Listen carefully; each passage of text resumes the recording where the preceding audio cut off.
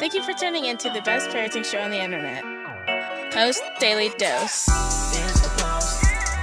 It's the Post. It's the Post. The Post Daily Dose. It's the Post. It's the Post.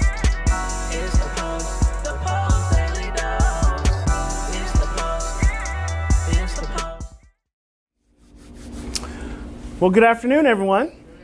You all look so nice. I feel a little underdressed, actually. So thanks for having me. I'm Bryan+Post, and I was talking to Christy. Christy is my partner at the Post+Institute, and Christy lives here in Claremore, and we started the Post+Institute 20 years ago as an educational and support resource for families who have experienced trauma. And most of the families that we work with, the parents and the children, a lot of them are adopted and foster children, and then just biological traumas that they've had, just the biological children. So we really work with everyone and have done so around the world for the last 20 years. So we've been able to reach a lot of people during that period of time. And so my area of specialization is in the area of trauma. And what I do is help to educate and help people to heal from having painful experiences. And so I was talking to Christy, and she introduced me to Rhonda, and I came and talked to Rhonda, and she told me about all the great work you guys are doing. And so I wanted to come and visit with you, and also we hope to be able to do more work with you moving forward. So I'm going to talk about some really core things today, and when I say core, just some real basic principles that I think will help you just have a better understanding maybe of some of the things you've gone through and the way they impact you. A lot of times when we have experienced trauma in our lives, I'm adopted, I was in foster care for a period of time, and then had some challenges growing up. And so I had a sister also. But when we have trauma, and let me just start off by defining what trauma is, so you'll have a working definition. Trauma is any stressful event which is prolonged, overwhelming, or unpredictable. Any stressful event which is prolonged, overwhelming, or unpredictable. How many of you have experienced a stressful event that was prolonged, overwhelming, or unpredictable? Most everyone has experienced some level of trauma in their lives. Now, the difference between a short-term stressful event versus a stressful event that becomes traumatic and could affect you for the rest of your life is whether you have the opportunity to express it, process it, and understand it. So when you have a stressful event that occurs in your life, and what I want you to understand is that stressful events can start from conception. So as early as the 4th week after conception, the fetus is capable of hearing. As early as the 2nd trimester, the fetus is capable of thinking. So the reality of your life experience started in utero. And a lot of times we don't think about the impact that our time in the womb has on us even as adults. I work with adults every day. Adults, not just children. Adults every day who are still being impacted by the experiences they had in the womb. And it creates, just to give you an example of what that would even look like, would be unexplained anxiety. Someone who has a great deal of anxiety and they don't know where it comes from. Someone who has a fear of being seen. Someone who has a fear of loud voices. Someone who has thoughts of wanting to hurt other people or hurt themselves, but have no real conscious experience of having had anyone try to hurt them. It's just this feeling they have. And sometimes with kids, it'll come out in their words and in their actions, and parents will be like, I don't know where this child has gotten this, I want to kill you from? Well, a lot of times it comes from in utero. So in the womb. So your life experience started when you were still just a fetus. And it's important to remember that and to think about it as it relates to your healing now.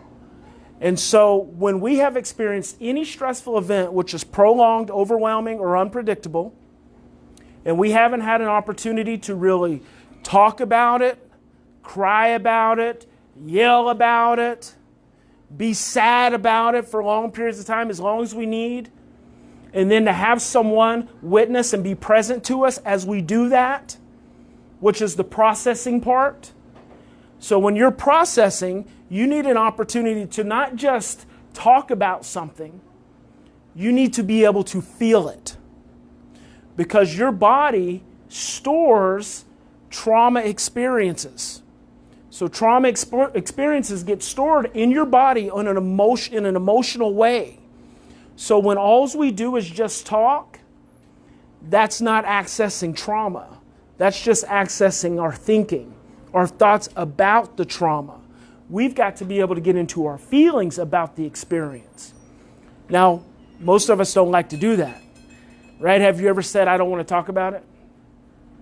You don't want to talk about it because it hurts, right?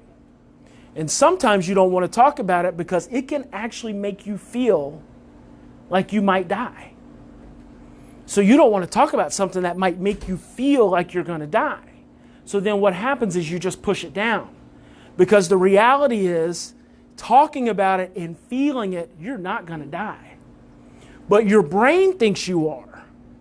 And because your brain thinks you're going to die, if you talk about it, or that you're going to feel that again, all over again, then you don't do it.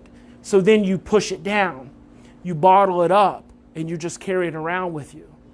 And then what eventually happens, when you don't have that opportunity to express and process and then gain understanding of it, is it starts to come out in different ways. How does it start to come out in different ways? Addiction, health issues, behavior issues, relationship issues. We oftentimes don't remember and don't recall and forget that all addiction is based in trauma. Addiction, I'm going to make this also very simple for you too. Addiction is an external attempt to soothe an internal state.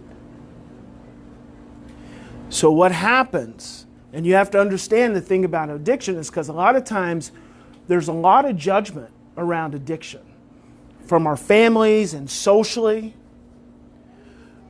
But the addict is simply trying to feel better.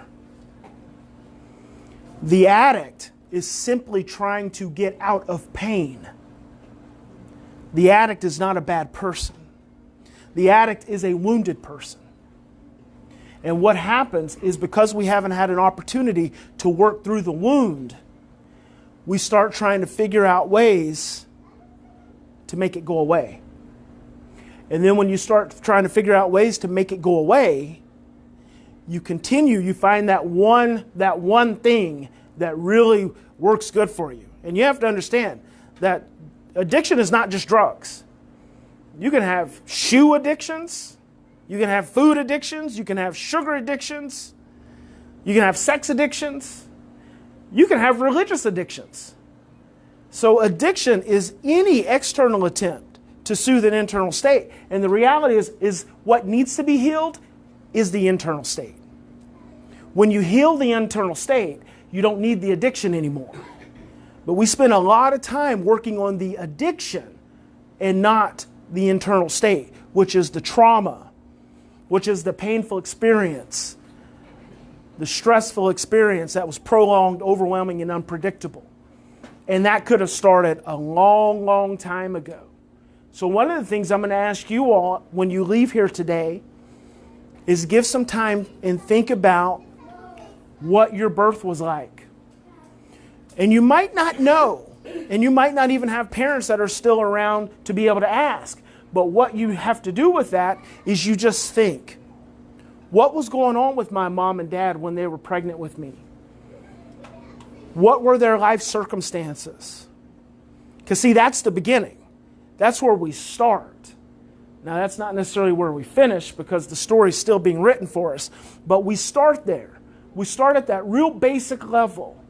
And if you have a parent you can ask. Was mom stressed? Were mom and dad fighting? Were mom and dad loving? Was it supportive? Were they happy to be pregnant? Was I a surprise? I had a mom just the other day I was working with who realized that her mother had hidden her for most of her pregnancy. And she's now a 50-year-old woman who just had the awareness that her anxiety is tied into the fact that she was a hidden pregnancy. It goes all the way back to that beginning stage. Okay, so then we have that and then we're born. Well, you're not just born. There's a process called being birthed. There's trauma that occurs during the birth process. So you want to ask yourself, what was your birth like? I had trauma around the actual birth. My biological mother's pregnancy with me was really, really good up until about 7 months, and then she realized she's going to have to place me for adoption. But it was the birth process that was a big trauma, original trauma for me. So what was the birth like? And then you start to think about your childhood. How many of you can remember your childhoods? How many of you can remember 5 and younger? Okay, cool. How many of you can't remember 5 and younger? Most of it. So I can remember 1 or 2 things. 1 or 2 things. So how about 10? And how many of you can't remember past 10? You can still get there. Maybe it starts to get a little sketchy. So this is an important concept for you just every day. Stress causes confused and distorted thinking. So when you're stressed, your thinking becomes confused and you're no longer thinking clearly. And then it also suppresses your short-term memory. Most of the time, as adults, when we can't remember our childhoods, it's because they were really stressful. And because they were really stressful, we have to block them out in order to continue to cope and to survive. So we develop these coping skills. We develop these mechanisms that are actually unconscious. So you have conscious and you have unconscious. Now, a lot of mental health professionals talk about the subconscious, but I don't. I just talk about conscious and unconscious. You're either aware or you're not aware. And so those coping skills that you developed as a child, some of those same coping skills that you still use today, you were not even aware that you developed them. So a lot of those show up in relationship. And most of traumas, now some of them start when you have, as adults, if you've had a birth trauma or if you've had a car wreck or something like that and it causes a physical pain as far as addictions, and then you're used like the OxyContin epidemic, you're using to cover pain that's connected to an event. But a majority of addiction occurs because of trauma in relationships. So the abuses, physical abuse, sexual abuse, emotional abuse. See, a lot of times we don't talk about emotional abuse because science says that emotional abuse really doesn't exist because it can't be measured. But emotional abuse can actually be more traumatic than any other form of abuse. Now, there's another trauma that a lot of us don't realize and don't think about. It's called emotional absence. Emotional absence. Some of us grew up in very loving homes, but our parents were not emotionally present. They provided for us, but they didn't meet our love and understanding needs. And so that left us feeling depressed and alone. And that's all very unconscious. So you grow up and you've got these challenges of feeling sad all the time and you don't know why. Everyone around you seems to be happy. It's because you probably spent a lot of time by yourself as a child and the time you did spend with your parents was not very connected. Another is parental depression. So you've got the abuses, you've got emotional absence, you've got parental depression. Just living with a parent who's depressed is traumatic because it's overwhelming stress. Tiffany Fields is a researcher at the University of Miami, and she did a study with infants. And she took the babies, 2 babies, and she hooked them up to brain monitors. The monitors of the babies looked exactly the same when the healthy parent got up and walked away from her baby, as opposed to when the depressed parent walked towards her baby. So when the healthy parent got up and walked away, how would the baby feel? Stressed, scared, sad. Well, imagine if you felt that way every time your parent walked towards you. That's the power of parental depression and emotional absence, because it's stress, right? So then you've got frequent moves. So when you've moved a lot as a child, that's very stressful. Medical traumas, losses of parents, domestic violence, growing up in a home with domestic violence, growing up in a home with parents who are addicts. So there are lots of experiences that define us and define us as children, but that we have to contend with as adults. And a lot of times we don't realize that the addictions that we incur are because of our attempts to deal with that pain. And so when you develop an addiction, which is a very real experience, it is a very real experience, because the process of addiction is you become dependent. You become dependent just like a child is dependent on a parent, just like a baby's dependent on a mother. You become dependent. And it's that dependency that starts as just trying to get over the pain, right? You start by just trying to suppress the bad feelings, the yucky feelings. But pretty soon, your body starts to need it more and more and more, and then you have dependency, right? And so at the core of that is still that pain that we're trying to cover up, that pain that we're trying to mask, that pain that we're trying to make go away. So ultimately, when it comes to healing addiction, one of the first steps we have to move into is healing our trauma. That stressful, prolonged, overwhelming, unpredictable event. And how do you start doing that? You start by talking about it. You start by getting in a space and in an environment where you've got support, where you've got consistency, you've got predictability, you've got structure.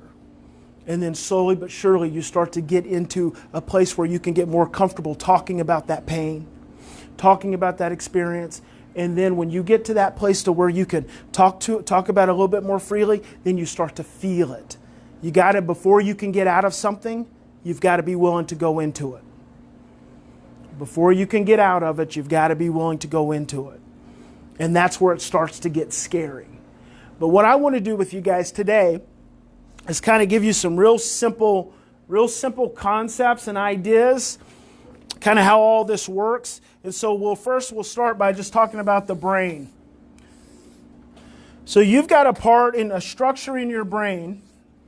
I'm going to make it red, actually. You've got a structure in your brain. It's called your amygdala. So it's referred to as your reptilian brain, your primal brain. So it's one of the first areas in your brain to develop, and it sits right above the brainstem. The brainstem being the first part of your brain to develop. Now what's important about these two structures is they take in all experience. So all experiences, good and bad, get stored in the brainstem. So your amygdala is your fear receptor. So anytime you encounter any level of fear, any level of stress, and that can be any sensory experience. So someone can be scratching your back in the same place, and it starts to stress you. The room can get too warm, and you start to get stressed. You can smell something you don't like, and you start to get stressed. As soon as you eat, you start to stress because that's digestion. Laughter is stressful. Anything that knocks the body out of its consistent state is called homeostasis. Anything that knocks the body out of balance causes a stress reaction. When you experience stress, you release a hormone called cortisol. Cortisol is your brain's primary stress hormone. Now, stress is normal. There's just every day you got to eat, right? You got to get up and get dressed. Just getting in a shower is stressful. But it's when the stress goes too high for too long of a time that it becomes damaging. And it can actually damage parts of our brain. It can damage parts of our body. There's research that says 90% of disease and disorder is related to stress. So when your brain starts to get stressed, it starts to release cortisol. Now that cortisol passes a part of your brain called the pituitary. The pituitary has a structure inside of it, alongside of it, called your hypothalamus. Your hypothalamus is supposed to help your brain calm down. It releases a hormone called oxytocin. Oxytocin is your brain's anti-stress hormone. It's also called the love hormone. So when you feel good, when you're making eye contact and you're laughing and you get a hug, you're releasing oxytocin. And oxytocin is supposed to help reduce the cortisol. So the amygdala pumps out the cortisol.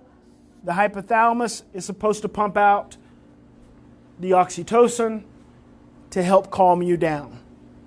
Now, what's important about these two structures of the brain particularly is that your amygdala is automatic. It automatically pumps out stress. So it's always scanning the environment and it's always pumping out stress. It's just like a light switch. And as soon as it starts to get activated, it turns on your brainstem. Now remember, your brainstem is where all of your memories are at. All of your good memories as well as your bad memories. This is where it gets a little trickier, just as adults in life every day. Now I do a lot of work with children. I do a lot of work with families and children. But I always start with the parents because I realized that the people who create the most healing in the lives of children are the parents.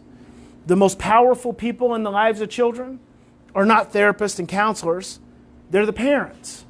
And so if we want to be really powerful in our work with our children, then we've got to create healing for ourselves first, as adults, as individuals. So here's where it starts to get tricky, is that when you've experienced trauma in your life and it gets stored at the level of the brainstem, when your amygdala starts to turn on and it starts to get more stress, then what it does is it stirs up your brainstem. And when it stirs up your brainstem, it stirs up all your trauma memories. And so you're not conscious of these things because some of these memories happen when you were 3 years old. Some of these experiences happen when you were 3. They happen when you're in your mother's tummy. So you're not consciously aware of them. But what you feel is the stress. What you feel is the anxiety. What you feel is the depression. You follow me? So when you get stressed, you can just get stressed today, and that trauma can get stirred up and you're not aware of it. But have you ever felt yourself get really agitated with someone and you couldn't think why you were really agitated with them? You just like really pissed, but you're like, I shouldn't be feeling this pissed, but I really am. Like I would like to kill them, but I don't know, it shouldn't be that bad. Yeah, it is, right? But what happens is your amygdala has sensed a threat and it has stirred up all your trauma memories. So it's actually the trauma memories that are making you get really, really upset. Now, what's that? That's what that is. That's what that is. Yeah. So it is at its base, it's stress and fear. It's stress and fear. Stress and fear are interchangeable in your body system. See, there are only two primary emotions. There's fear and there's love. Those are the only two primary emotions that exist. Your brain perceives an energy, love or fear. See, it's a thriving energy or a surviving energy. Fear is a surviving energy. Love is a thriving energy. But your body only knows those two states And so your brain perceives the energy of love or fear and then calls it a feeling. And that's where you get anger and hopelessness and jealousy and joy and frustration and depression. So all the feelings, you've seen a feeling chart before? You've seen the little faces, they have all the different expressions. Well, all of those feelings arise from either love or from fear. And when you get stressed, your body immediately moves into fear. The moment you become stressed, your body moves into fear. So the tricky part is that if you get really stressed, then your brainstem and all the trauma memories get turned on. But here's where it gets challenging.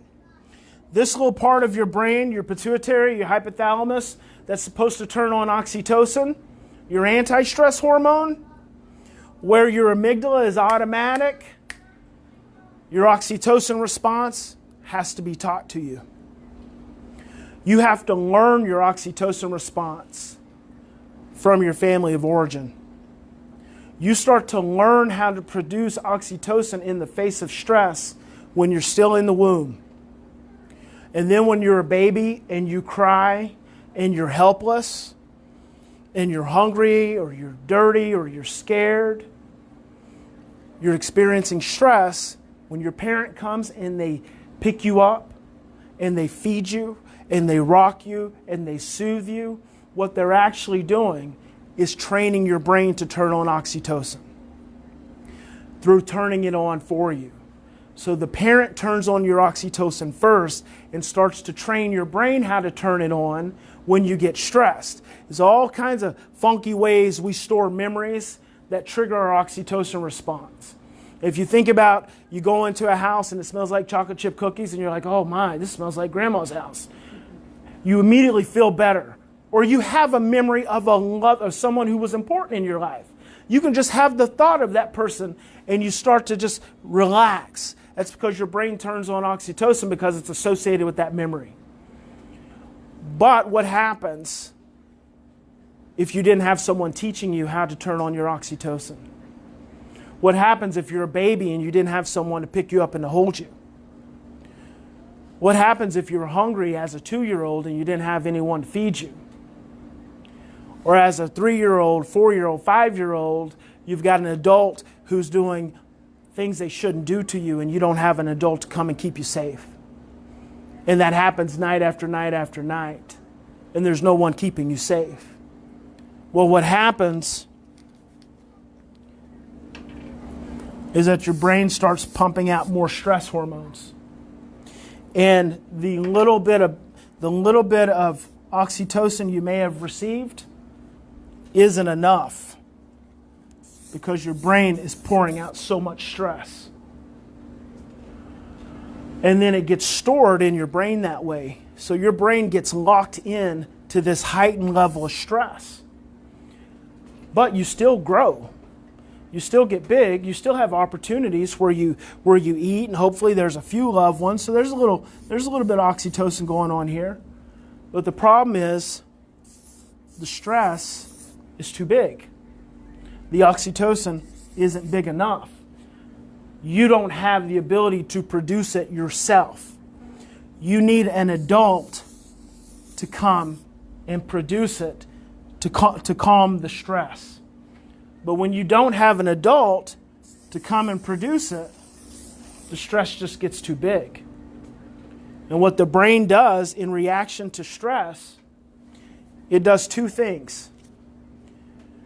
The brain becomes hyper-aroused or it becomes hypo-aroused. So in reaction to stress, you either become more aggressive and agitated or you become more depressed.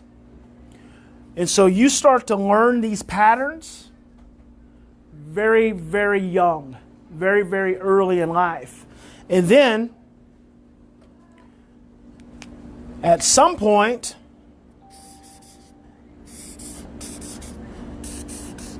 you start to experience that there are things that you can take that get you out of this stress pattern. So there are things that you can take that get you out of this stress pattern. And those are the things that are the addictive substances. They get you out of that stress pattern, but the problem is they only get you out of the stress pattern temporarily. So it doesn't last. And so then what do you have to do? You have to take more. And that's how you become dependent. And so what we want to do is we want to work on the pain associated with those stress patterns. Because when we start working on the pain associated with those stress patterns, then it helps us that much more not have to rely on anything that's addictive. Make sense? Questions? That does go on even when you're a fetus. Mm-hmm. It starts when you're a fetus. It starts that early. So, if it started whenever you were a fetus, what do you do now to help correct it? So it's called a pre-verbal memory. So there are memories that occur before you have words to associate with them. But what you have are feelings. What you have are emotions associated with the experience. So it just begins with breathing into your body. And I always make these things very simple, but it's not easy. It's very simple, it's just not easy. You breathe into your body, you ask yourself, where do you feel stress? There's some part of your body right now. Go ahead and do that with me. Just sit back in your chair for a minute. Take a deep breath. Put your hands on your body, on your chest, and breathe in. And just say, where do I hold my stress at? Where do I hold my stress? And just feel in your body where you hold your stress. Where is that place? Throat, neck, chest, stomach, shoulders, back. That's the beginning of where that experience starts to accumulate. And so when you're feeling stressed, and this is going to be really, really interesting to you. When you're feeling stressed, you can actually put your hands on that part of your body. You can breathe into it. And just keep breathing into it. And what will happen is an emotion will come up. You'll either get numb because the emotion's overwhelming, or you'll feel sadness, or you'll feel some kind of anger, but there'll be a feeling that comes up. You can breathe into that feeling and you can just be with that feeling for a little period of time. Just to feel it. You don't have to do anything with it. But what you're doing is you're taking that feeling that's usually unconscious and you're making it more conscious, which gives you power over it. See, right now it has power over you. It has control over you because it's buried and it comes up and you don't know what it is. All you do is feel this tension that you want to take an ibuprofen for. But it's not just tension. There's emotion under that tension. There's feeling under that tension. And when you can stop and pause and breathe in just a little bit and just be with it for just a little bit, a feeling will come up, which gives you a little bit more control. Because how often do you feel powerless to your feelings? Do you ever feel like helpless to your own behavior? It's like your behavior is just like, what is this? Whenever if there is something, and it has to be something extremely stressful that happens in my life, for some reason I can't remember. Like, whatever happened, the next few minutes I can't remember. I just black out if it's something really stressful. I don't know what happened. Yeah, and that's exactly what happens. So that goes back to the brain. Say that again. You erase it? Does she erase it? Well, so the question is, do you erase it?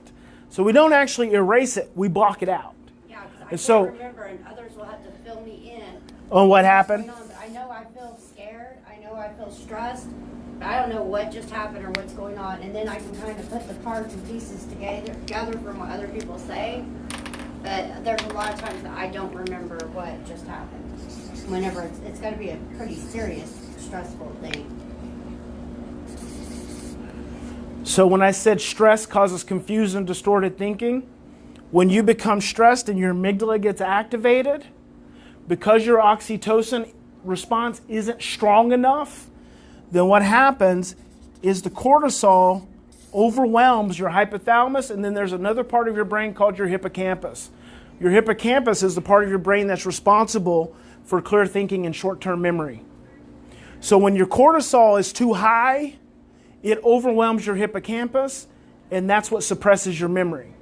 So in that moment, you can't remember what happened. Now, here's the interesting part about this is that your brainstem actually stores the memory. So the memory's there, and that's why people can tell you what happened, and you're like, oh my gosh, oh. And then you actually remember it. It's because it's still there, it's still stored.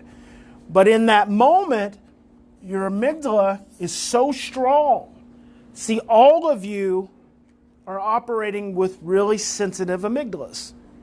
And here's how I look at traumatized individuals, just to make it really simple for you, because I like simple things.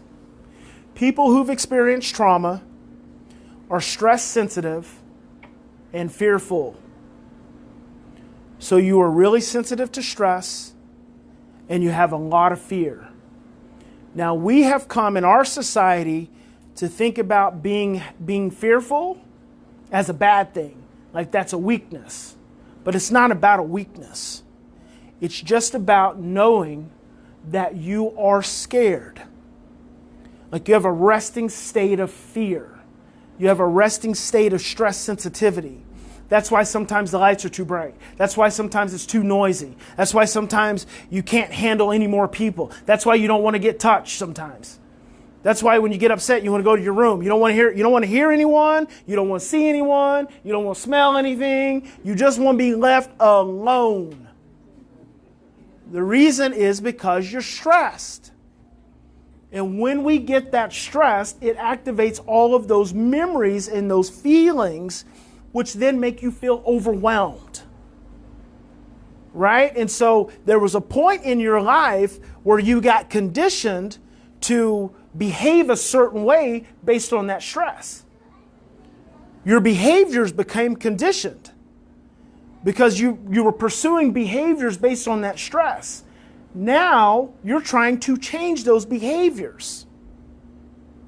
You're trying to change those behaviors. Those behaviors aren't that easy to change, are they? That's because they've been conditioned, right? But here's the exciting thing about that. Not only can your brain learn oxytocin, there's never a time when your brain can't experience and start learning oxytocin, right? When you came to this program, you came to an environment that was now safe and predictable and consistent. And you know what that does for your brain?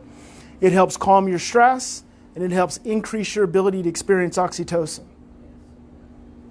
So your brain starts to learn oxytocin again. You're with people you can trust, who you feel like love you. Some of you probably, until you came into this program, had never even felt loved before. Now think about that. Think about if you've never felt loved before. What have you been experiencing this whole time? Fear. Fear. And so you have to be patient with yourself, right? Because you've experienced fear and stress for far more than you've experienced love and support. But what we want to do is start to get underneath all those behaviors into the pain. And so I created a model some while ago, almost 20 years ago,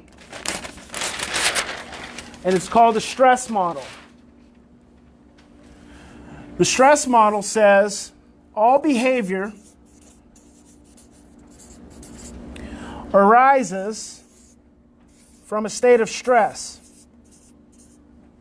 In between the behaviors and the stress is the presence of a primary emotion.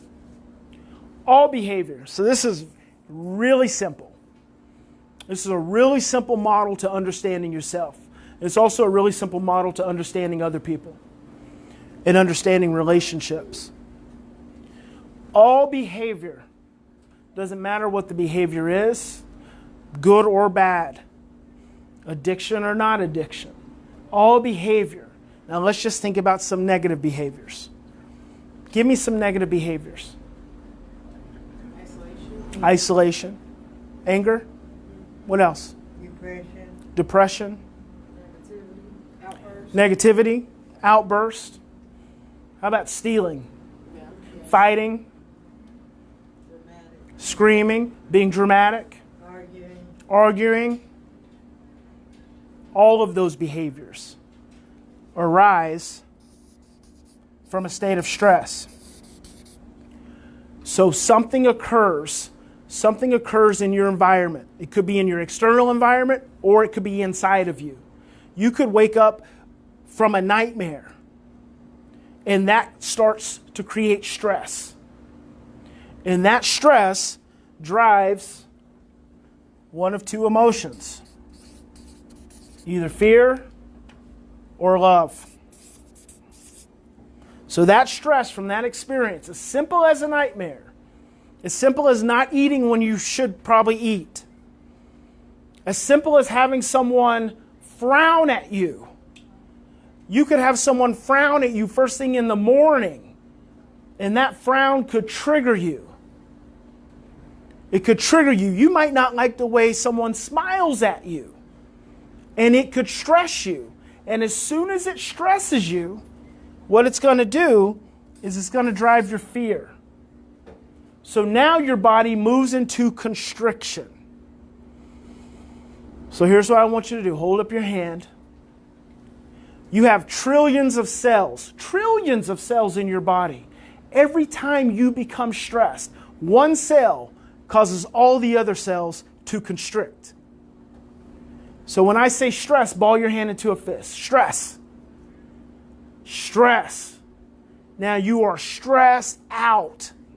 Stressed out, right? You feel it good and tight? In that state of stress right now, try to shake hands with the person next to you. Try to shake hands with them. You can't do it, can you? What if I was insistent that you shake hands and connect with that person? It would become painful, wouldn't it? Pretty soon your knuckles will be all bloody. Right? Because when we're in stress, we can't be in relationship. When we're in stress, we can't be in relationship. When we are in stress, and all of our trauma is getting stirred up. When we are in stress and all of our trauma is getting stirred up, we can't trust other people. Because what happens when you've experienced trauma in relationship to other adults, this is important. When your experiences, and most of your trauma experiences have been in relationship to other adults. When your experiences with other adults have been traumatic, and you've not had an opportunity to really work through it, then you store mistrust in your cells. So when you become stressed and afraid, you don't trust others. You don't trust others to take care of you because you have experiences within those cells that say others didn't take care of you. And so then what you do is you tell yourself they're not safe. And that's when you isolate. Right? So you have the trauma, you have the stress that stirs it up, you have the fear, and then you have the behavior that causes you to isolate. Every negative behavior you contend with on a day-to-day basis, from a moment-to-moment basis, starts with stress. And then it moves to fear. And that fear drives your behavior. Now, what is one thing you can do? One thing you can begin to do to change this cycle. When you feel stressed and you move into fear, there's one thing you can begin to do that our body doesn't do automatically. And that's called breathe. It is the simplest, cheapest thing available. Doesn't cost you a dime. And as soon as we get stressed, guess what we do? We stop breathing. We stop breathing. As soon as we become stressed, we start holding our breath and we start taking really... Have you ever got mad and you went... Right? You leave me alone! Or you went... Ooh, ooh, ooh. And what happens when you stop breathing and when you start taking really ineffective breaths and your face gets really red, you see a person gets really mad, their face gets real red, veins pop out in their head, is you're increasing the cortisol in your brain and in your body. So when you start increasing the cortisol in your brain and your body, you're reducing the oxytocin, you're turning the oxytocin off, you're reducing the oxygen. So then what your brain and body starts to do is it starts to tell you that you're going to die. So you immediately go to life or death. And that's why when someone flips you off or speaks to you in an ugly way, you get so upset, so fast. You hold your breath, your trauma gets activated, your oxytocin is shut off, your oxygen depletes, and now you're in survival. So what we have to do, as just a fundamental basic thing, is learn to start breathing when we're stressed. So we're going to practice that right now. I've been carrying around this bowl for 15 years. 15 years. And this is my breathing bowl. Now when I ring the bowl, we're going to practice a breathing technique. It's called 4-7-8. So you're going to inhale for a count of 4. You heard it before? In rehab, yes. Awesome. They call it this. It's the only trauma-based rehab in Oklahoma. Oh, cool. Cool. 4-7-8. It's a relaxation breathing technique. You inhale through your nose for a count of 4. You hold it for a count of 7. And then you release it for a count of 8. So you push it out for 8 seconds. And you do it for a cycle of 3. 4-7-8, 4-7-8, 4-7-8. Let's practice. And I can't talk if I'm breathing. So you have to count, because I like to breathe too, because it keeps me relaxed. Because as long as we're breathing, we're thinking clearly. As long as we're breathing, our short-term memory is available. And you know what your short-term memory tells you in a moment? In a moment's time? Your short-term memory tells you that the people around you care about you. Your short-term memory tells you that the people around you are not a threat. Your short-term memory tells you that you're not going to die. Your short-term memory and your clear thinking tells you it's not a pit bull, it's a chihuahua. So you have to breathe, because if you don't breathe, you can't get to the place of trust, because your pain keeps taking over. So let's practice. 4-7-8.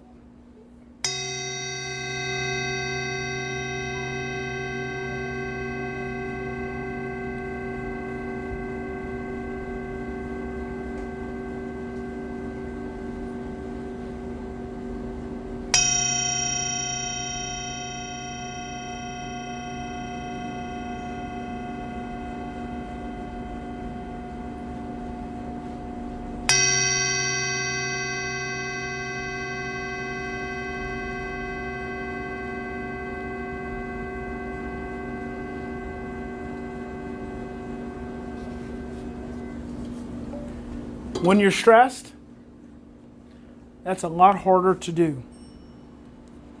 So what you have to do is you have to start practicing your breathing while you're calm. So you're walking through the day, you're standing in line, you're folding clothes, you're cooking dinner, you're making your bed, you're just talking to a friend. Just start breathing. And then what you begin doing in that process is you begin to start training yourself to breathe, to become conscious of your breathing. Then when you become stressed, you will breathe. And even if you become stressed and you forget to breathe in that moment, come back to it later. Come back to it. Because sometimes when the stress and the trauma kicks in, it runs away with us. It runs away. And when it runs away, our thinking runs away. But that breath is always there. Because what's always there also is love. Love is always around us. Love is the space in between us. It's the space in between us. It exists. In any given moment, we can move from a place of fear into a place of love. In a moment's time. And what I'm going to tell you is the hard part of what you have experienced is already over. It's already over. You've already lived it. You've already experienced it. You know what's really cool about that? Is you made it through. You made it through. You survived. You made it through. You're still standing. And you know what that does? It makes you stronger. It makes you stronger. And it's given you an opportunity to develop strength that other people may not have. And so when you're stressed and all that bad stuff is getting stirred up and it's driving your fear, as soon as you can, start breathing. Start breathing so you can turn on that oxytocin, you can turn on that short-term memory, and you can remember that the worst is over. It's over. And as soon as you do that, you start to move out of fear over into a space of love. Move over into a space of love. And when you start to move over in that space of love, your behaviors start to reduce. So as someone who's worked with severe behaviors for a long time and worked with a lot of parents and a lot of children, I don't focus on behaviors when it comes to kids. See, I want you to think of that about that because I know some of your parents as well, and your children may have some problem behaviors. But if you're focusing on their behaviors, you're focusing in the wrong place. You've got to focus on getting to their stress and their fear. Because when you get to the place where you can help calm their stress and their fear, guess what happens to the behaviors? They change. They go away. Negative behaviors just drift away. But if you can't help them to calm their stress and their fear, then you're really not going to be able to help them with their behaviors. And what we like to do in our society is we like to focus on behaviors. That's why we like to spank, we like to yell, we like to take stuff away, we like to threaten, we like to punish. How many of you are familiar with doing time out? Give a child time out, right? No, wrong. Don't do time out. Do time in. Because what your child needs in the midst of their stress, they need you to help them calm down. They need you to help reduce their fear. They need you to be able to love them. So in order to do that, what state do you have to be in? You have to be in a calm state. So when you see that behavior, what you're invited to do is to get stressed out. What you have to try to do is to calm yourself down in the midst of that behavior. Because when you can calm yourself down, now you get into a space to where you can calm your child down. So before you start focusing on your kids even, because your kids, they're not going anywhere. You got time.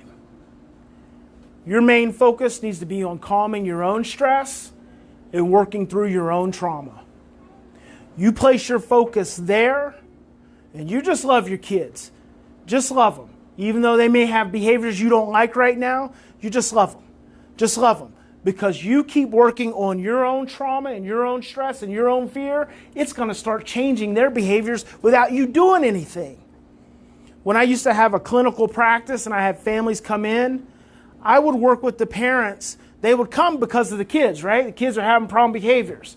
I'd say, well, why don't you guys come in and then we'll eventually get to your kid. Don't even bring the kid. Most of the time I'd start with the parents and never even see the kid. Because as the parents could start to work through their trauma and their stress and their fear, They started seeing their kids differently and helping their kids calm down, and then they can help their kids work through their behaviors. Because all behavior arises from a state of stress. It's in between the behavior and the stress that there's a presence of a primary emotion, love and fear. Those are our only two primary emotions. It's through the expression, the processing, and the understanding of the fear that we calm the stress and diminish the behavior. You can begin seeing your life in this way. And the first thing you do is start breathing. Yes? How long did it take you to learn all this? My whole life.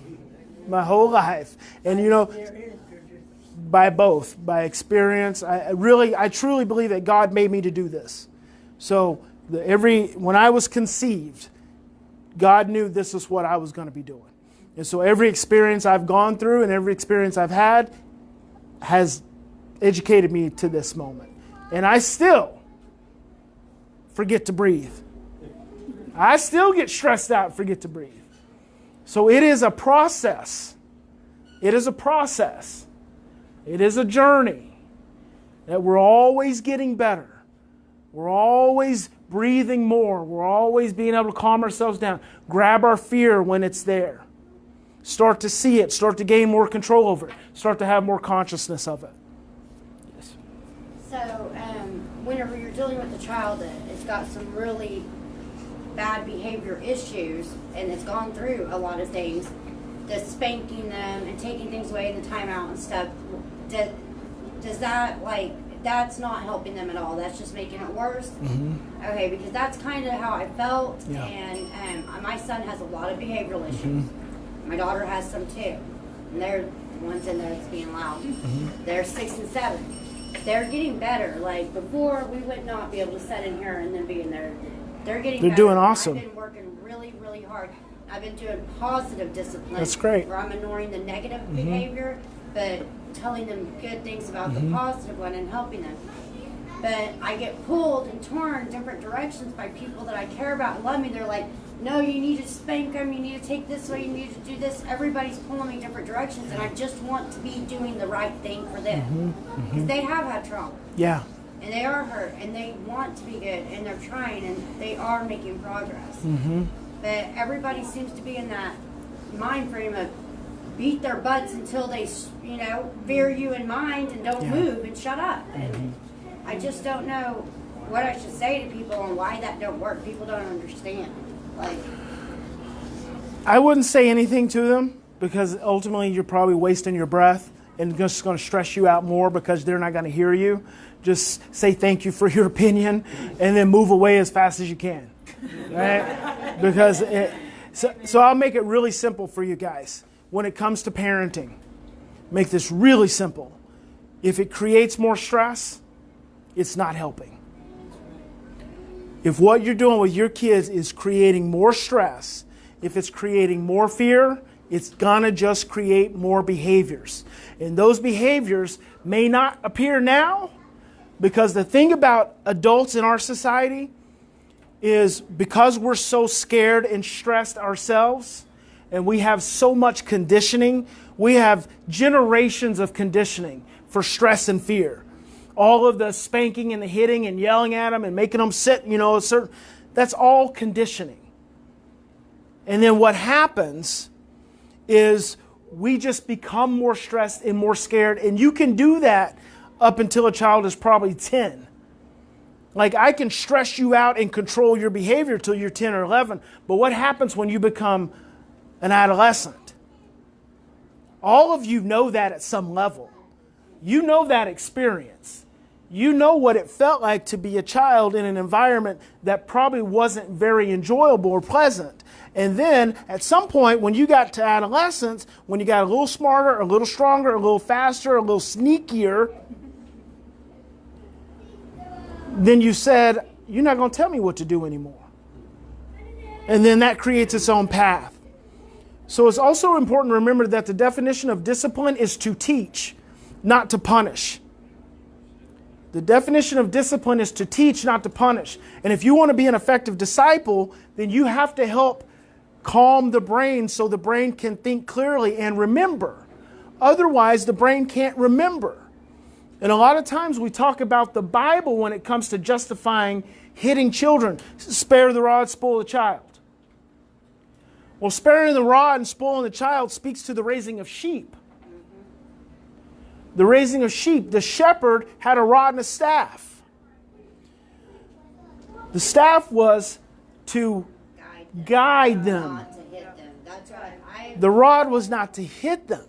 I've tried to explain that to people, and people do not get that. That staff was to guide the sheep into the safe way, not to beat the sheep. Why would they want to beat their sheep? Yeah.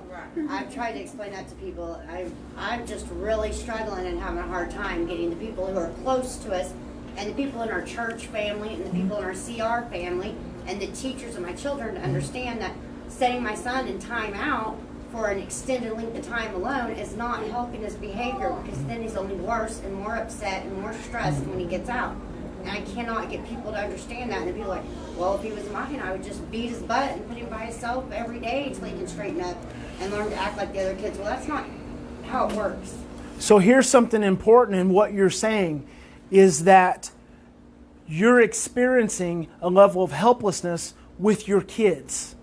Now, as you're experiencing that level of helplessness, what that experience of helplessness is doing is it's making you feel like when you were helpless. Because there was a time in your life when you felt helpless. So then what it does is it sends you back to that time in your life. Now, this is important. When we stress, we regress. When we become stressed, we regress to earlier emotional places. So you can be 25 years old and become stressed and feel just like a 5-year-old. And that's where you go emotionally. Emotionally, yeah. That happens to me. And see, we can't be very effective parents when we're feeling 5. But what we have to do is we have to start paying attention to when we're feeling that way. That's when the breathing kicks in. That's when the breathing and the acknowledging, I'm feeling really scared and overwhelmed. I'm feeling really helpless. You calm yourself down, and then you approach whatever adults you're dealing with in the lives of your children. You can approach them in a different way. And you can say, there are ways to advocate for your children without people being more offended. And so you can say, you know what, I really appreciate that, but that's not been working. So I really want to try something different. Can we talk about trying something different? But we can't do that if we're 5. The spanking and stuff will work eventually. It'll just lead to them becoming like he said, at 10 years old, I'm not going to listen to you anymore. And then they're, next thing you know, they're 16 and at a party. And yeah, spanking works in the short term, not in the long term. Yeah. And what we want most of anything is relationship with our children. Because as long as you have the relationship, you have the ability to influence your child. But if you just focus on the behavior and the spanking, then what you're doing is you're losing relationship. And then all you have left is control. Well, they're only going to allow you to control them until they get old enough to fight back. And you've all been down that path. So we don't want to recreate that path with our own children. So the challenge is changing the conditioning. The conditioning that says control the behavior and focusing more on relationship. Because relationship allows you to influence lifelong. Lifelong, it's not just a short-term experience. Yeah, a lot of us have been through trauma. I don't know about everybody, but I was molested, and my children were molested, and then I don't know what's happened with a lot of people's children, but they've been through trauma too, by being incarcerated and away from them. So what can you expect out of a child? Sure. You know, when you're taken away from your children and they're left to foster care or whatever, or somebody else raising them, and something bad like being molested has happened, that's traumatic for the child too. So we have to expect that out of them. That's such a good point, because a lot of times when it comes to our children, when we've gone through traumas and then our children go through traumas, but because our children have these behaviors, we expect them to act normal. Well, they haven't experienced normal. So how can they expect normal? I mean, how can they act normal if they've not experienced normal? But we do that, and then what happens, because they don't act normal, then we punish them more and stress them out more, and then guess what you get more of? More abnormal. But see, that's what stress does. I know exactly what you're saying, because I'm seeing it in my children, because I've been doing this positive discipline, and they're getting calmer, they're getting better, and everybody disagrees with it, but it's actually working. Yeah. But I don't know, like, what would your suggestion be, like, when you take them to the store and they act really, really bad and are doing things they aren't supposed to? I know you're not going to go home and spank their butts and ground them from the TV for a month. What is your suggestion? How do I help them with that situation? So that's a great question. So what you want to do is, so we have experiences that happen, and the problem is we don't learn from our experiences. So we keep doing the same thing over and over again. So you go to the store, you have a bad experience with your children. What that's telling you is that going to the store is stressful. That's what that's telling you. So then you start thinking, how can I lower the stress for my children in the store? Right? So just start thinking that way. Because if you just start getting more stress focused on how they acted in the store, you're not coming up with any solutions. So you just start thinking, if they're misbehaving in the store, that tells me the store is stressful. So what can I do to help lower the stress in the store if they have to go with you to the store? Right? If they don't, they may go to school. While they're in school, you go to the store then. So you never even take them to the store. But let's say on occasion you do have to take them to the store. I always say, put them in the basket. Put them in the basket. Now, I know they may be 14 years old. Not really. Not really. Sometimes you'll have a 14-year-old that'll want to get in the basket. Put them in the basket. Have them push the basket. Have them walk beside the basket. Give them the list. Engage them in the shopping with you. Keep them contained. It's called contain. Have to set the expectations before you ever go into the store. This is how long we're going to be. This is what we're going to do. We're not going to take too much time. We're not getting anything that's not on the list. You go in, you do your thing, you come back out. Oh, sorry. I wasn't doing that to get your attention. Oh, it's fine.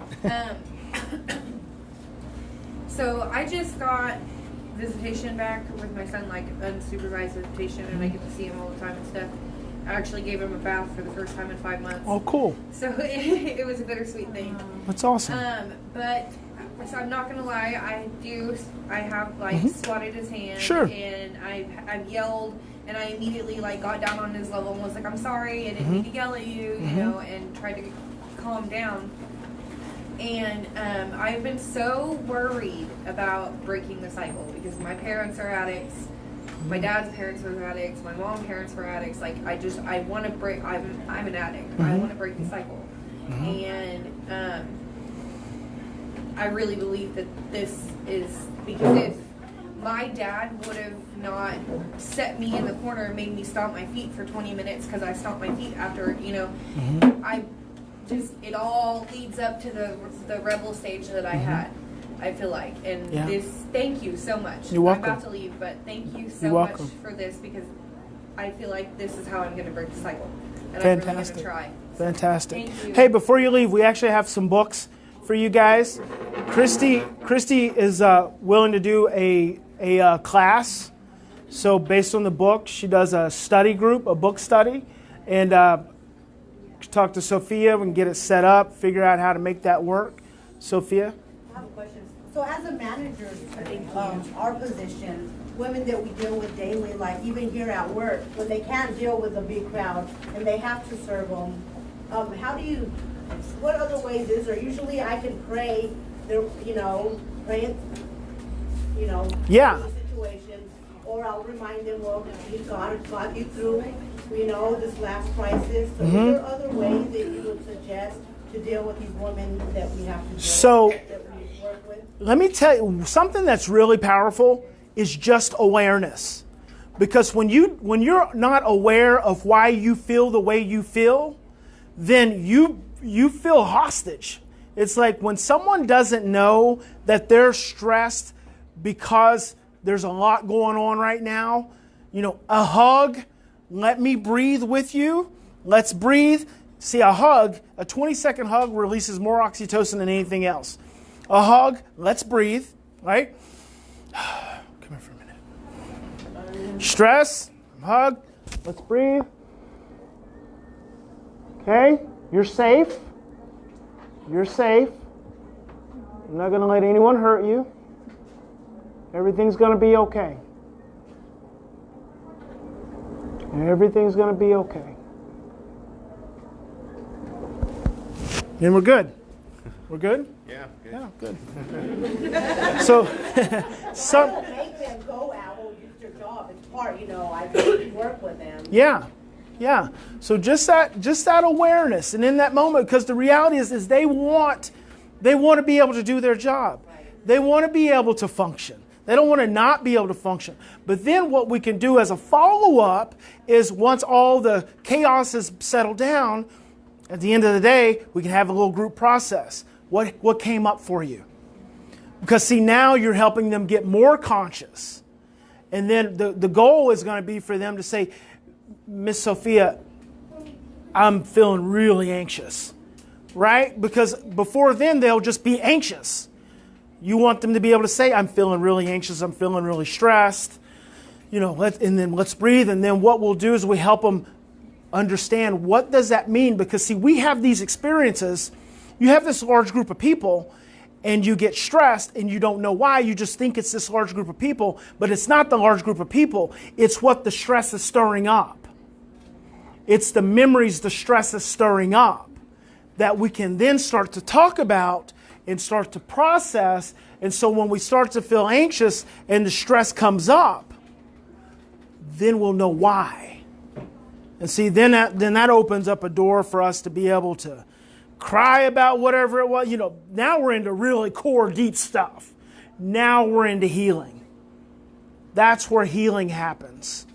Because when you start opening up that emotion and letting that emotion release, you can start to heal it. So it's okay as mentors, managers, to let them talk about it and just. It's essential. It's essential. It's not only is it okay, it is essential. Because healing can't happen without it.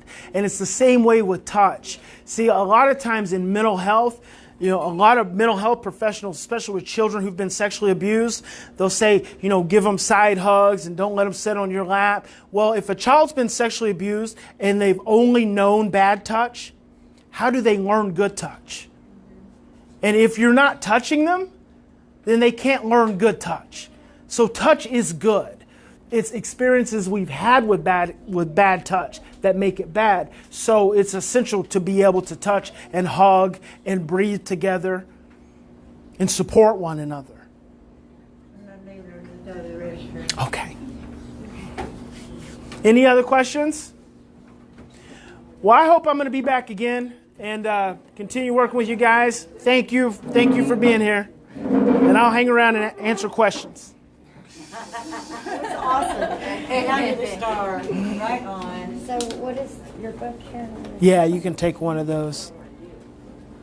Can I get one of them? Yes, absolutely. Hey, how are you? You want to get in the camera?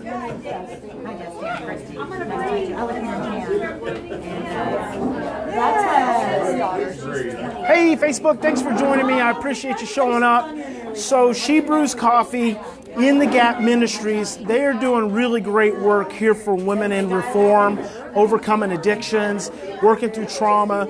And we're actually going to create a television show to help these ladies be able to heal through some of their pain and really spread this ministry and spread this work that's been going on. And so in the description of the title today, you can go, you can make a small donation, make a big donation. It's shebrewscoffee.org.